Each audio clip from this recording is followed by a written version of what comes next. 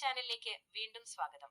ഇന്ന് നമ്മൾ വളരെ സാധാരണയായി കണ്ടുവരുന്നതും എന്നാൽ പലപ്പോഴും പൂർണ്ണമായി മനസ്സിലാക്കാത്തതുമായ ഒരു മരുന്നിനെ കുറിച്ചാണ് സംസാരിക്കാൻ പോകുന്നത്. പ്രത്യേകിച്ചും മാതാപിതാക്കൾക്ക് ഈ മരുന്ന് വളരെ പരിചിതമായിരിക്കും. അതാണ് മെഫ്റ്റൽ പി സിറപ്പ്. ഇനി തുടങ്ങുന്നതിന് മുൻപ് ഒരു ചെറിയ കാര്യം പറയാനുണ്ട്. നിങ്ങളുടെ കുട്ടികൾക്ക് ഏത് മരുന്ന് നൽകുന്നതിന് മുൻപും ഒരു ഡോക്ടറെ തീർച്ചയായും സമീപിക്കുക. മനസ്സിലായല്ലോ? അപ്പൊ നമുക്ക് തുടങ്ങാം. നിങ്ങളൊരു മാതാപിതാവാണെന്ന് സങ്കല്പിക്കുക. നിങ്ങളുടെ കുട്ടിക്ക് അസുഖം വരുന്നു, ഒരുപക്ഷെ പനി കൂടുന്നു, അല്ലെങ്കിൽ വയറുവേദനയുണ്ട്. അപ്പോൾ നിങ്ങളുടെ മനസ്സിലേക്ക് ആദ്യം വരുന്നതോ അല്ലെങ്കിൽ ഡോക്ടർ നിർദ്ദേശിക്കുന്നതോ ആയ ഒന്നായിരിക്കും മെഫ്റ്റൽ പി.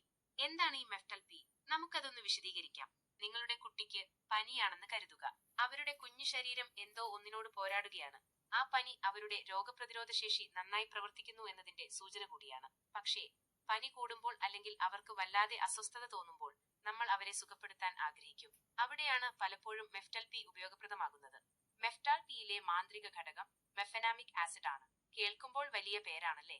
ഇത് ഒരു തരം NSAID വിഭാഗത്തിൽപ്പെട്ട മരുന്നാണ്. അതായത് non steroidal anti inflammatory drug. ഈ വലിയ വാക്ക് കേട്ട് പേടിക്കണ്ട. NSAIDകൾ എന്നത് വീക്കം കുറയ്ക്കാനും വേദന കുറയ്ക്കാനും പനി കുറയ്ക്കാനും സഹായിക്കുന്ന സൂപ്പർ ഹീറോകളെ പോലെയാണെന്ന് കരുതുക. അപ്പോൾ മെഫ്റ്റൽ പി നിങ്ങളുടെ കുട്ടിക്ക് വേണ്ടി എന്തൊക്കെയാണ് ചെയ്യുന്നത്? പനി കുറയ്ക്കാൻ ഇതൊരുപക്ഷെ ഇതിന്റെ ഏറ്റവും സാധാരണമായ ഉപയോഗമാണ്. ജലദോഷം, പനി അല്ലെങ്കിൽ പല്ല് വരുന്നത് മൂലമുള്ള പനി എന്നിങ്ങനെയുള്ള സാഹചര്യങ്ങളിൽ മെഫ്റ്റൽ പി നിങ്ങളുടെ കുട്ടിയുടെ ശരീരതാപനില കുറയ്ക്കാനും അവർക്ക് ആശ്വാസം നൽകാനും സഹായിക്കും. വേദന കുറയ്ക്കാൻ പനി മാത്രമല്ല, ചെറിയതും ഇടത്തരവുമായ വേദനകൾക്കും മെഫ്റ്റൽ പി നല്ലതാണ്. തലവേദന, പനി മൂലമുള്ള ശരീരവേദന അല്ലെങ്കിൽ കുട്ടികൾക്കുണ്ടാകുന്ന വയറുവേദന എന്നിവയെല്ലാം ഇതിൽപ്പെടും. വേദനയും വീക്കവും ഉണ്ടാക്കുന്ന ചില രാസവസ്തുക്കളെ ശരീരത്തിൽ തടഞ്ഞുകൊണ്ടാണ് ഇത് പ്രവർത്തിക്കുന്നത്. വീക്കം കുറയ്ക്കാൻ കുട്ടികളിൽ ഇത് പ്രധാനമായും ഉപയോഗിക്കുന്നില്ലെങ്കിലും ഇതിന് വീക്കം കുറയ്ക്കാനുള്ള കഴിവുണ്ട്. അതായത് ചെറിയ വീക്കങ്ങളോ ചുവപ്പ് നിറമോ ഉണ്ടെങ്കിൽ അത് കുറയ്ക്കാൻ ഇത് സഹായിക്കും. എന്തുകൊണ്ടാണ് ഇത് സിറപ്പായിരിക്കുന്നത്? ഈ പി എന്തിനെ സൂചിപ്പിക്കുന്നു? കുട്ടികൾക്ക് ഗുളികകളെക്കാൾ എളുപ്പത്തിൽ നൽകാൻ കഴിയുന്നത് സിറപ്പുകളാണ്. ഇതിന് പലപ്പോഴും മധുരമുള്ളതിനാൽ കുട്ടികൾക്ക് ഇത് കുടിക്കാൻ എളുപ്പമാണ്. മെഫ്റ്റാൽ പിയിലെ പി എന്നത് സാധാരണയായി പെഡിയാട്രിക് ഉപയോഗത്തെയാണ് സൂചിപ്പിക്കുന്നത്. അതായത് ഇതിലെ മെഫ്നാമിക് ആസിഡിന്റെ അളവ് കുട്ടികൾക്കായി പ്രത്യേകം തയ്യാറാക്കിയതാണ്. ഇത് അവർക്ക് സുരക്ഷിതവും ഫലപ്രദവുമാക്കുന്നു. കുട്ടികൾക്ക് എപ്പോഴും പെഡിയാട്രിക് ഫോർമുലേഷൻ മാത്രം ഉപയോഗിക്കുക. മുതിർന്നവർക്കുള്ള മരുന്നുകൾ ഒരു കാരണവശാലും നൽകരുത്. മെഫ്റ്റൽ പി ഉപയോഗിക്കുമ്പോൾ ശ്രദ്ധിക്കേണ്ട പ്രധാന കാര്യങ്ങൾ. ഡോസ് വളരെ പ്രധാനമാണ്. ഇവിടെയാണ് നിങ്ങളുടെ ഡോക്ടറോ ഫാർമസിസ്റ്റോ നിങ്ങൾക്ക് സഹായകമാകുന്നത്. മെഫ്റ്റൽ പിയുടെ ഡോസ് നിങ്ങളുടെ കുട്ടിയുടെ പ്രായത്തെയും ശരീരഭാരത്തെയും ആശ്രയിച്ചിരിക്കും. ഒരു കാരണവശാലും ഊഹിക്കരുത്. കൂടുതൽ അളവിൽ നൽകുന്നത് ഹാനികരമാണ്.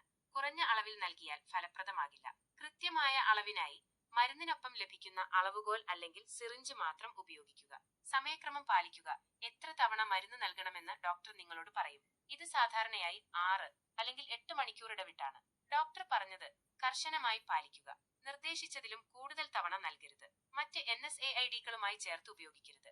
ഇതൊരു പ്രധാനപ്പെട്ട കാര്യമാണ്. നിങ്ങളുടെ കുട്ടിക്ക് ഇതിനകം മറ്റൊരു NSAID ഓഫ് ഇബുപ്രോഫൻ പോലുള്ളവ നൽകുന്നുണ്ടെങ്കിൽ ഡോക്ടറുമായി ആലോചിക്കാതെ മെഫ്റ്റൽ പി നൽകരുത്.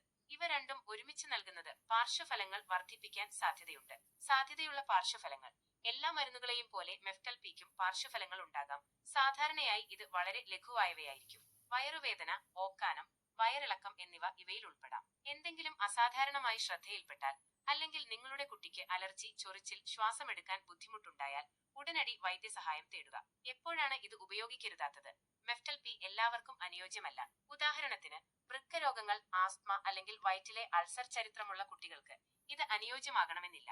അതുകൊണ്ടാണ് ഡോക്ടറുടെ നിർദ്ദേശം വളരെ പ്രധാനമെന്ന് പറയുന്നത്.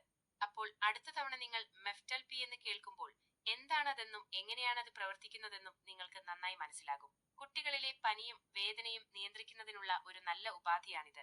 പക്ഷേ ഏതൊരു ഉപകരണത്തെയും പോലെ ഇത് ശരിയായി സുരക്ഷിതമായി ഉപയോഗിക്കണം. മെഫ്റ്റൽ പി ഉപയോഗിച്ച് നിങ്ങൾക്ക് എന്തൊക്കെ അനുഭവങ്ങൾ ഉണ്ടായിട്ടുണ്ട്? നിങ്ങളുടെ കുട്ടികൾക്ക് ഇത് സഹായകമായിട്ടുണ്ടോ? താഴെ കമന്റുകളിലൂടെ ഞങ്ങളെ അറിയിക്കുക.